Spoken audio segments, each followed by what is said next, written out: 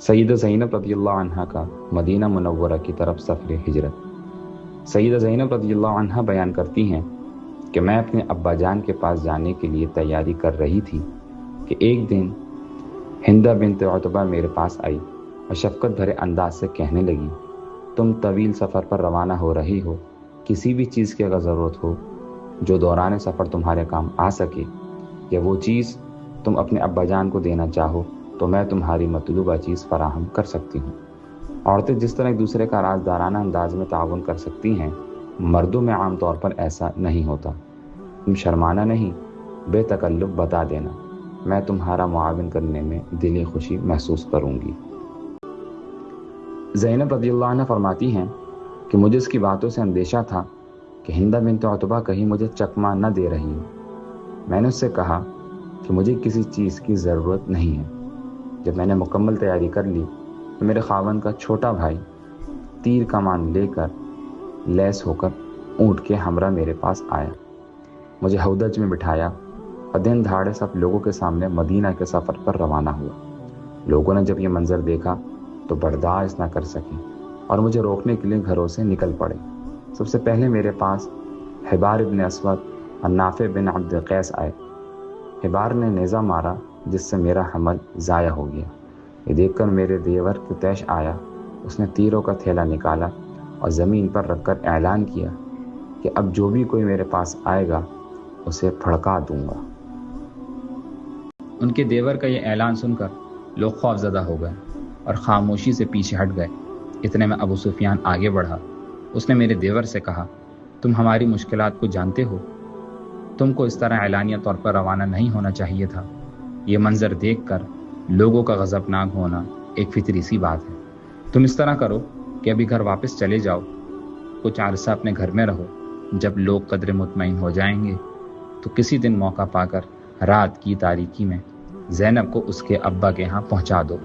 ابو سفیان نے کہا کہ ابھی ہم نے تم کو نہ روکا تو لوگوں کی اکثریت ہمارے خلاف ہو جائے گی اور وہ ہمیں بزدلی اور خوفزدہ ہونے کا طعنہ دیں گے۔ تم تو سمجھدار نوجوان ہو، اس صورتحال کی نزاکت کو سمجھو۔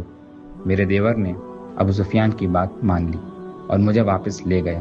جب مکہ معظمہ میں حالات پرسکون ہوئے تو رات کی تاریکی میں مجھے زید بن حارثہ رضی اللہ عنہ کے حوالے کیا۔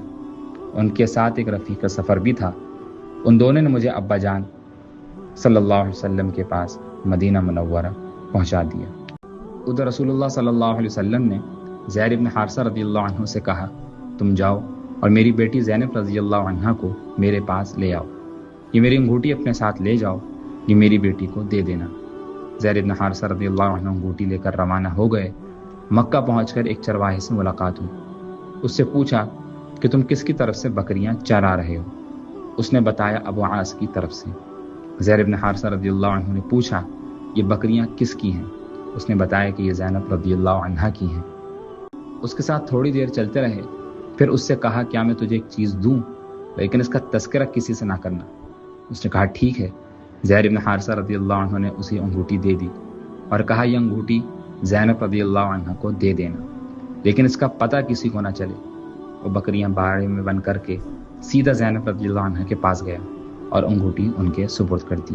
سیدہ زینب رضی اللہ عنہ نے پوچھا کہ انگوٹھی کس نے دی ہے؟ اس نے بتایا، ایک شخص مدینہ طیبہ سے آیا ہے، اس نے یہ انگوٹھی مجھے دی تاکہ آپ تک پہنچا دوں۔ زینب رضی اللہ عنہ نے پوچھا، وہ کہاں ہے؟ اس نے بتایا کہ وہ فلاں جگہ پر ہے۔ سیدہ زینب رضی اللہ عنہ سمجھ گئیں کہ اسے ابا جان صلی اللہ علیہ وسلم نے بھیجا ہے اور انگوٹھی اپنی نشانی کے طور پر بھیجی ہے۔